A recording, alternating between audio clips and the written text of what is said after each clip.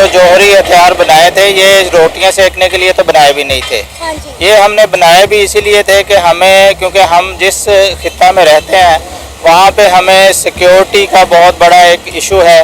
हमें अपने हमसाया मुल्क भारत का ही बहुत बड़ा एक प्रेशर है कि जब उसके पास एक जौहरी ताकत है तो हमारे लिए लाजम था कि हम भी अपनी जौहरी ताकत को जो है वो एनहांस करें। मैं चाहता हूं कि पाकिस्तान एटम बम के साथ अपने जो उसका वकार है, जो जिस स्टेज पे वो खड़ा हुआ है अपने दबदबे पे, किसी से डरता नहीं है। अगर यही दे देंगे तो हम सबसे डरेंगे, हमसे कोई नहीं डरेगा।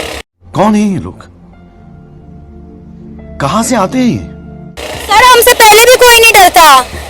अगर डरते हैं तो इस बात पे डरते हैं कि इनके मुल्क में जहादी रहते हैं, इनके मुल्क में दहशतगर्द रहते हैं, उसके अलावा हमसे कोई नहीं डरता। बस हवा निकल गई। ये एक अनोखा एहतजाज है एटम बम होते हुए, दुनिया के बेहतरीन साजो सामान जंगी होते हुए। अभी मदद है भाई, अभी मदद है। पाकिस्तान के पास भी न्यूक्लियर है तो हमारे पास क्या है भाई? ये दिवाली के लिए रखा है क्या? सिस्टम के बिना तो मुल्क चल भी सकते हैं। ऐसे बहुत सारी कंट्री लाइक सिंगापुर, इनके पास एटम बम है। जो खलीज मुबालिक है इनके पास एटम बम है नहीं है। सो वो कैसे अपने इकानमी को बूस्ट करते हैं, वो कैसे चलाते हैं, फर्स्ट ऑफ ऑल इस इक़दार को रिकन्सिडर करना चाहिए। And by the way we don't need like atom bombs, this types of thing, we need education.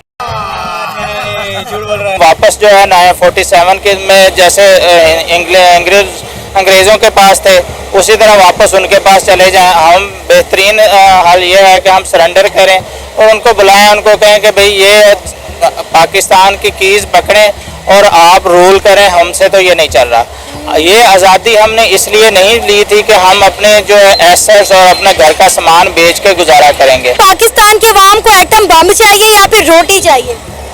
Atom bomb भी चाहिए और रोटी भी चाहिए। आपको क्या चाहिए? दोनों ही। दोनों चाहिए। आपको क्या चाहिए? हमें तो रोटी चाहिए। रोटी चाहिए। आपको क्या चाहिए? रोटी चाहिए या एटम बम रखना है? रोटी चाहिए। एटम बम से आजकल अब हमारी आवाम को कोई गर्ज नहीं है।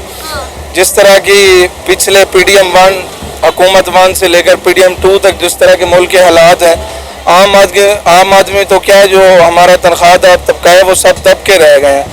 नंगा क्या, नंगा नहाएगा क्या, नमस्कार दोस्तों, कैसे हैं आप लोग? आशा करता हूँ आप लोग स्वस्थ होंगे। हमारे चैनल में आपका स्वागत है। इसी प्रकार हमारे वीडियो को लाइक करिए, सब्सक्राइब करिए और बेल आइकन जरूर दबाइए और हो सके तो उतना शेयर करिए।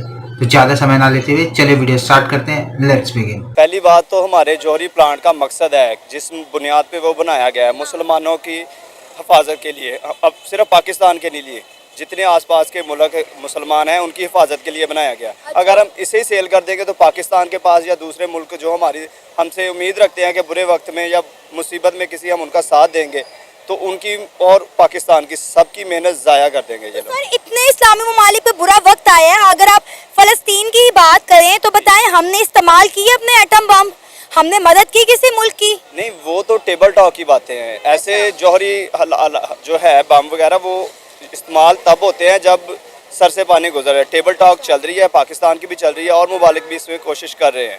तो इंशाल्लाह ये टेबल टॉक से ये मामला क्लियर हो जाएंगे। अब ये बताएं ना कि ये जो हमारे सियासतदान हमारे जौहरी जंगी सामान को बेचने निकल पड़े हैं, क्या हम, अगर IMF हमें कर्जा नहीं देगा तो हम मुल्क बेचना शुरू कर देंगे? पहले हमारे पास बचा क्या है? आधे से ज़्यादा पाकिस्तान हमने गिरवी रखवा दिया हुआ है।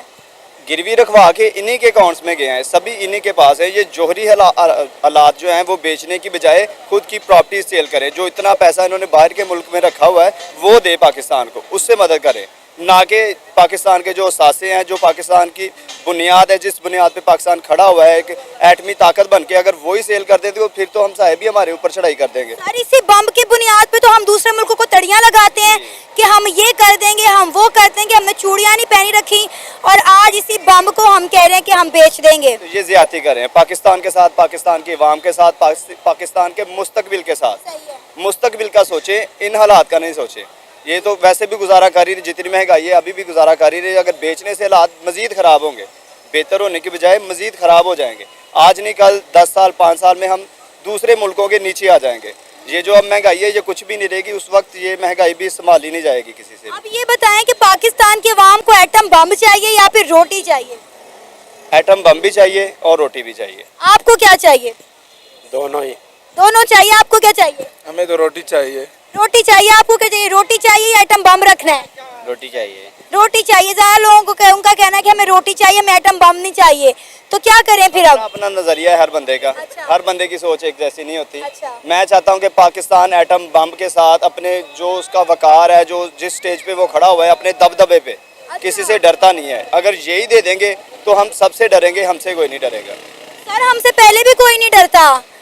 अगर डरते हैं तो इस बात पे डरते हैं कि इनके मुल्क में जहादी रहते हैं, इनके मुल्क में दहशतगर्द रहते हैं, उसके अलावा हमसे कोई नहीं डरता। जिहाद तो इस्लाम का हिस्सा है, रहते हैं, हम भी जिहादी हैं, हमें भी जब ज़रूरत पड़ेगी हम भी निकलेंगे। सही है। तो इस बात पे कोई राय नहीं है कि जिहादी रहते हैं या जो भी रहते हैं, लेकिन जब जी एक साथ हो जाएंगे ना फिर एक कौम बन के निकलेगी। तो सर पहले इस मुल्क के सियासतदानों के खिलाफ तो निकले ना, फिर जिहाद की बातें हम करेंगे। पहले इस सियासतदानों ने जो हमारे मुल्क का बेड़ा गर्क कर दिया, इनके खिलाफ क्यों नहीं निकलते? हमसे अच्छा तो बांग्लादेश है, उनकी आवाम निकली, शेख हसीना बाजी का तख्ता पलट के रख दिया उन्होंने। सही है, कोई शक नहीं है इसमें, लेकिन ये अवाम के है, अवाम को डराया है, इस लिहाज से जा रहा है, धमकाया जा रहा है, अवाम निकल भूख की वजह से परेशान है और ऊपर से प्रेशर है जूतों वालों का। कि हमने फर्स्ट ऑफ ऑल तो ये जो जौहरी हथियार बनाए थे, ये रोटियां सेकने के लिए तो बनाए भी नहीं थे। हाँ जी। ये हमने बनाए भी इसीलिए थे कि हमें, क्योंकि हम जिस खित्ता में रहते हैं वहाँ पे हमें सिक्योरिटी का बहुत बड़ा एक इशू है। हमें अपने हमसाया मुल्क भारत का ही बहुत बड़ा एक प्रेशर है कि जब उसके पास एक जौहरी ताकत है तो हमारे लिए लाजम था कि हम भी अपनी जौहरी ताकत को जो है वो एनहांस करें और इसको हासिल करें, जिसके लिए कि डॉक्टर ए.क्यू. खान ने कुर्बानी दी, उन्होंने मेहनत की, बाकी सारे पाकिस्तानियों ने ये सब मेहनत की। तो मेरे ख्याल में ये एक इंतहाई बच्चगाना सी स्टेटमेंट है।